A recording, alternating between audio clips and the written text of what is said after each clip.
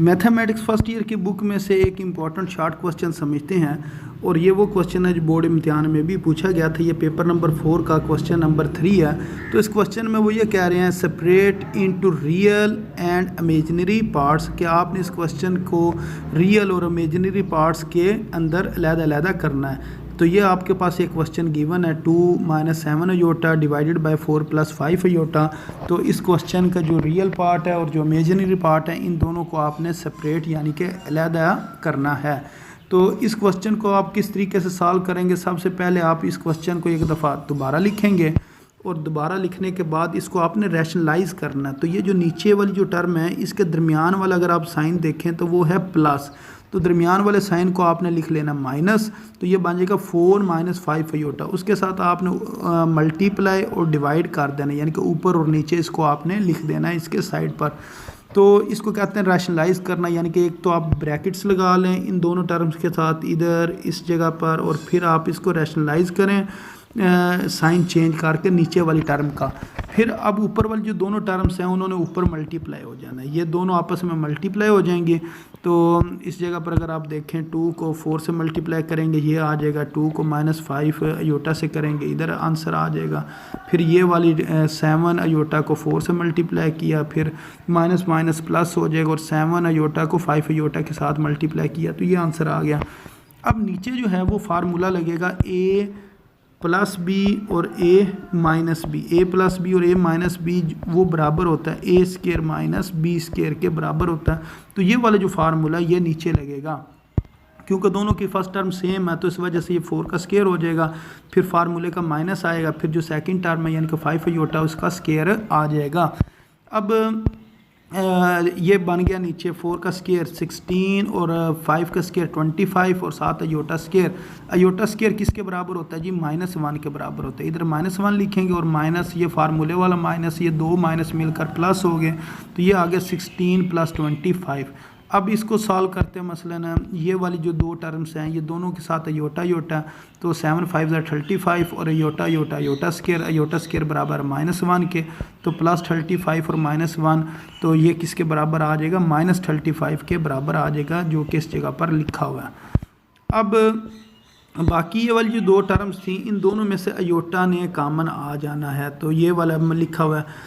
मसलन कामन नाम भी निकालें तो इनको अलग-अलग सॉल्व कर लें। -10 अयोटा -28 अयोटा, तो फिर यहाँ से अयोटा जब कामन निकालेंगे तो 10 + 28, तो वो कितना हो जाएगा 38, और साथ कितना आ गया जी? माइनस अयोटा आ गया। या वैसे इनको ऐड कर लें, -10 अयोटा -28 अयोटा, वो कितना बन जाएगा? -38 अयोटा बन जाएगा। अब नीचे जो है ये जो 16 और 25 लिखा हुआ है इनको ऐड करेंगे 41 आएगा, और ऊपर वाली ये वाली दो टर्म से ऐड हो जाएंगी, यानी कि 8 - 35 करेंगे तो -27 आ गया, और बाकी ये वाली टर्म इस जगह पर आ गई।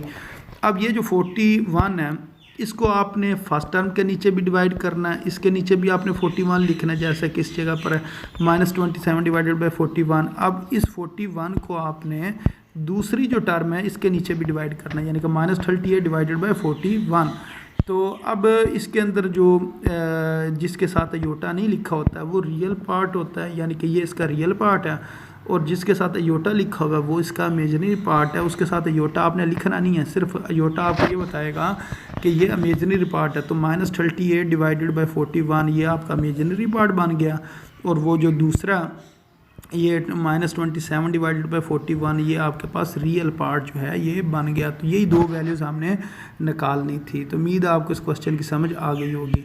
तो इसके बाद जो इससे नेक्स्ट क्वेश्चन है इसके अंदर वो ये कह रहे हैं कि if A and B are overlapping set, अगर A और B ओवरलैपिंग सेट हो तो फिर आपने ड्रा करनी है वेन डायग्राम किस चीज़ की? A - B की। तो A - B की जो वेन डायग्राम है वो कुछ इस तरीके से बनती है कि आपने सबसे पहले ये A जो है कह लें कि सेट ये बनाया और ये B सेट बनाया, और इन दोनों को ओवरलैपिंग कर लिया। अब यहाँ से जब आप A - B करते हैं तो फिर आपको पता होना चाहिए ये जो एरिया है सिर्फ ये वाला एरिया यही आपने शेड करना है।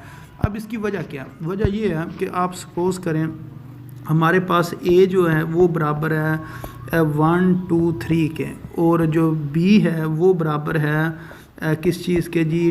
3 और 4 के। 3 और 4 के। अब इसका अगर हम बनाएं ना, इसको यूँ लिखें तो ए की जगह पर लिखेंगे 1 2 और ये जो जगह ना कॉमन, इस जगह पर आएगा 3 और बी वाले सेट में 3 भी लिखा गया और 4 भी लिखा गया।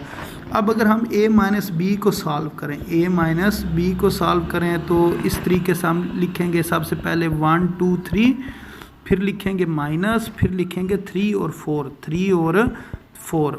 तो अब इसको अगर हम सॉल्व करें तो 3 और 3 कैंसिल हो गया। अब a माइनस बी का जो जवाब आता है ना वो हमारे पास सिर्फ आता है 1 और 2। तो इधर हम 1 लिखेंगे और 2 लिखेंगे, 4 नहीं लिखेंगे। 4 इस वजह से नहीं लिखेंगे, वो दूसरे सेट में आ रहा है। जब माइनस करते हैं तो उसके अंदर सिर्फ और सिर्फ वो वाले रकमें लिखनी होती हैं जो पहले सेट की होती हैं। तो इसका सिर्फ जवाब है 1 और 2।